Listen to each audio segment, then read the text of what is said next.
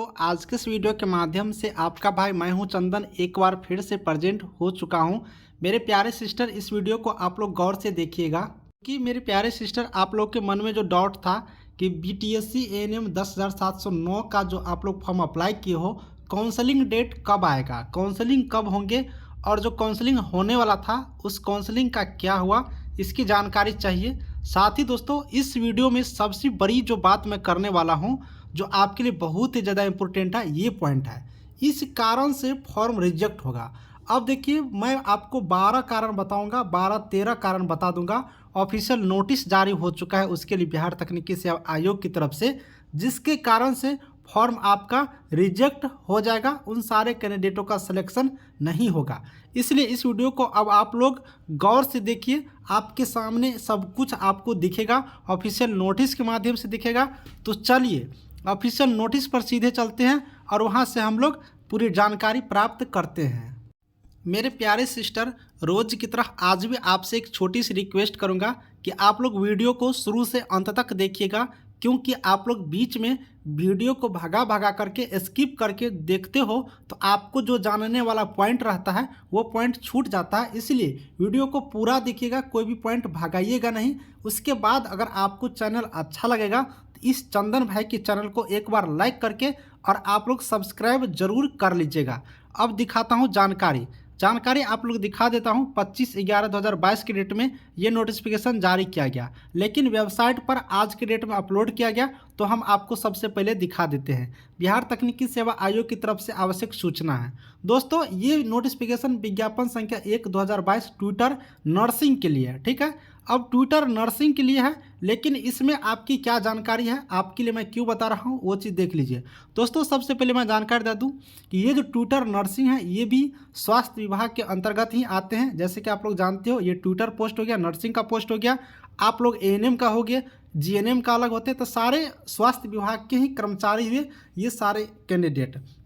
तो जैसे जैसे ट्विटर एक नर्सिंग का ही पोस्ट हुआ, एएनएम भी एक नर्स का ही पोस्ट हुआ, तो सेम प्रोसेस होते हैं दोनों का।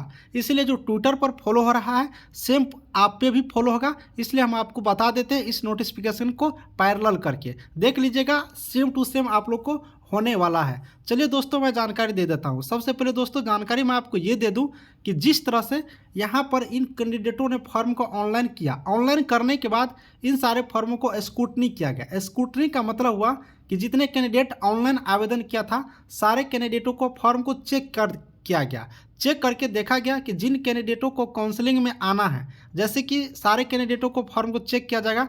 और चेक करने के बाद देखा जाएगा कि अगर छोटी छोटी गलती हैं तो उसको सुधारने के लिए मौका दे दिया जाएगा, और बड़ी गलती रहेगा तो उसको हटा दिए जाएंगे। यही बात हुआ ट्विटर में कि छोटी गलती वाले को मौका दिया गया सुधारने का, और जिन कैंडिडेटों को बड़ी गलती है जिसे सुधारा नहीं जा सकता उनको हटा दिया जाएगा। सेम चीज़ आप एएनएम वाले कैंडिडेट में होगा, देख लीजिएगा आप लोग भी, छोटी गलती सुधारने का मौका देगा, बड़ी गलती को हटा दिया जाएगा। अब यहाँ पर बात आती है कि कौन सी ऐसी गलती है जिसके वजह से फॉर्म को रिजेक्ट होगा और कौन सी ऐसी गलती है जिसको सुधारा जा सकता है। तो सबसे पहले आपको हम दिखा देते हैं वैसा गलती जिसके वजह से फॉर्म को रिजेक्ट कर दिया जाएगा, ठीक है। तो आगे बढ़ते हैं, आगे बढ़ेंगे तो यहाँ से आप लोग को एक एक पॉइंट क्लियर कर देते हैं। यहाँ पर लिखा है, आपत्ति डालने के पूर्व अभियात्रीगण निम्नलिखित निर्देश को ध्यानपूर्वक से समझ ले।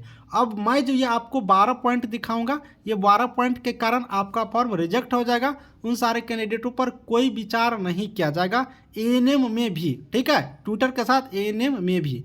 अब सबसे पहले आप लोग देख लीजिए, सबसे पहला पॉइंट है, यहाँ से गौर करके देखिएगा, अनिवार्य शैक्षणिक योग्यता का प्रमाण पत्र संलग्न नहीं रहने के कारण अयोग्य किया गया है। यानी आपने एएनएम का पोस्ट पर फॉर्म अप्लाई किए हो और एएनएम का अगर आपने डिग्री नहीं लगाया होगा, एएनएम का सर्टिफिकेट आपने नहीं लगाया होगा, तो आपके फॉर्म को रिजेक्ट कर दिया जाएगा, आपको कैंसिल कर दिए जाएंगे। नंबर 1 पॉइंट आपने समझ लिया। नंबर 2 पॉइंट, अनिवार्य शैक्षणिक योग्यता का निबंधन प्रमाण पत्र बिहार परिचारिका निबंधन परिषद से निबंधित नहीं होने के कारण अयोग्य किया गया। अब दोस्तों, जैसे कि आपने एएनएम का कोर्स कंप्लीट कर लिया है, अब ये एएनएम का कोर्स तो कंप्लीट कर लिया, अब इसका रजिस्ट्रेशन अगर आपको बीएनआरसी में नहीं होगा, बीएनआरसी ट्विटर वाले को भी बीएनआरसी में होता है, हमने आपको बता दिया, सेम चीज़ है, वो भी नर्सिंग है, ये भी नर्स का है। तो उन लोगों को भी निबंधन बिहार परिचारिका निबंधन में कह रहा है, यानी बीएनआरसी में। सेम एएनएम वाले का भी बीएनआरसी में अगर आपका रजिस्ट्रेशन है तो आप सेफ हैं, आपको किसी प्रकार की दिक्कतें नहीं होंगे। और जिन कैंडिडेटों को बीएनआरसी में रजिस्ट्रेशन नहीं है उन सारे कैंडिडेटों को फॉर्म को रिजेक्ट कर देगा, उनको काउंसलिंग में नहीं बुलाए जाएंगे। ये बात आप लोग समझ लीजिए। अब यहाँ पर प्रश्न आती है दूसरे राज्य का। अब जो कैंडिडेट दूसरे राज्य के हैं उस सारे कैंडिडेट को मैं बता देता हूँ। अगर आप बीएनआरसी में ट्रांसफ़र किए होंगे तो सही हो, अगर आपने बीएनआरसी में ट्रांसफ़र नहीं किए होंगे तो आपको यहाँ पर काउंसलिंग में आने से कोई फ़ायदा नहीं होगा। काउंसलिंग कराने के बाद भी आपके मेरिट लिस्ट में नाम नहीं जोड़े जाएंगे, इस बात को आप लोग समझ लीजिए। अब दोस्तों तीसरा पॉइंट आप यहाँ पे देख लीजिए। उच्चतर योग्यता का प्रमाण पत्र नहीं रहने के कारण उच्चतर योग्यता का अंक नहीं दिया गया। अब यहाँ पर ये पॉइंट कह रहा है उच्चतर योग्यता, जैसे कि आपका न्यूनतम योग्यता एएनएम हो गया, एएनएम तो फॉर्म है एएनएम बेसिक पर। अब जिन कैंडिडेटों को जीएनएम का यहाँ पर बात कर लेते हैं, जीएनएम उच्चतर योग्यता हो गया आप लोगों के लिए। अब जो जीएनएम का यहाँ पर डिटेल्स डाला है और इसका प्रमाण पत्र अगर उसने नहीं दिया होगा तो उस कैंडिडेटों को जीएनएम का मार्क वहाँ पर नहीं जोड़ा जाएगा। यानी जीएनएम अगर आपने लगाया है तो जीएनएम की पूरी मार्क सही डॉक्यूमेंट अपलोड किए हो तब तो ठीक है, नहीं तो इसका मार्क नहीं जोड़ा जाएगा, सिर्फ एएनएम का मार्क जोड़ दिया जाएगा। ठीक है, इस स्थिति में फॉर्म रिजेक्ट नहीं होगा, सिर्फ एएनएम के मार्क पर आपका मेरिट लिस्ट बनेंगे। अब तीसरा पॉइंट यहाँ पर देख लीजिए। इन लोगों में उच्चतर योग्यता एमएससी नर्सिंग था, ठीक है, आपने देख लिया, और आप लोगों में उच्चतम जीएनएम होगा। ठीक है, हम आपको बता दिए। तो इन लोगों में एमएससी नर्सिंग हो गया, आप लोगों में जीएनएम हो गया, तो जीएनएम पर बात कर लेंगे। जीएनएम या फिर बीएससी नर्सिंग आप लोगों में होगा।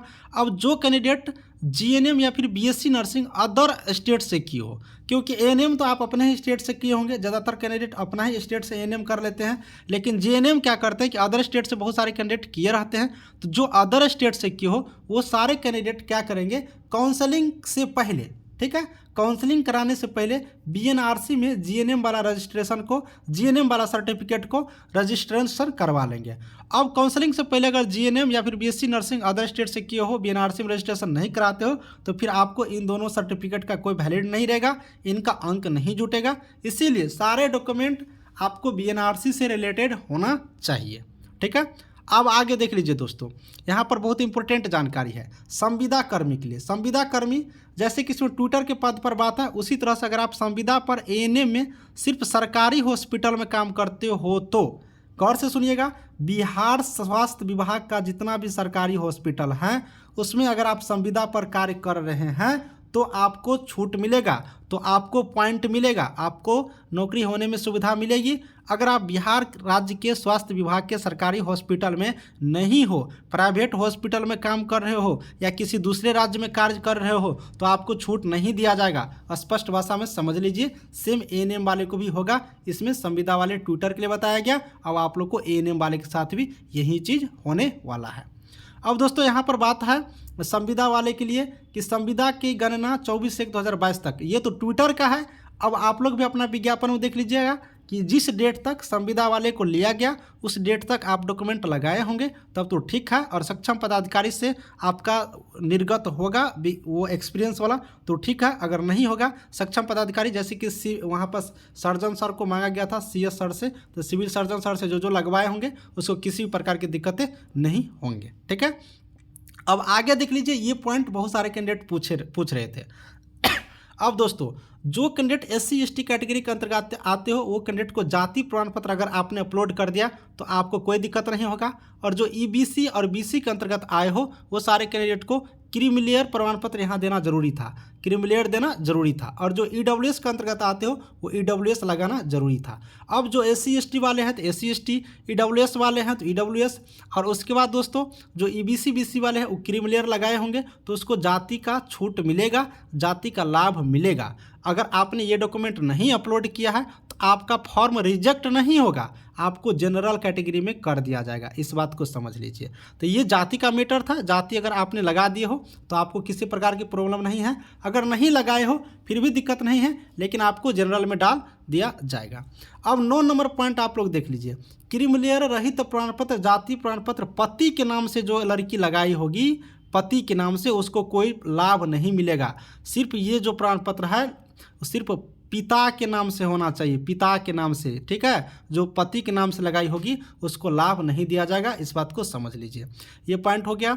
जो स्वतंत्रता सेनानी के नाती नातिन पोता पोती हो वह कर सक्षम पदाधिकारी से प्रमाण पत्र संलग्न कर दिए हो तब तो लाभ मिलेगा। अगर संलग्न नहीं किए हो डॉक्यूमेंट तो आरक्षण का लाभ नहीं मिलेगा।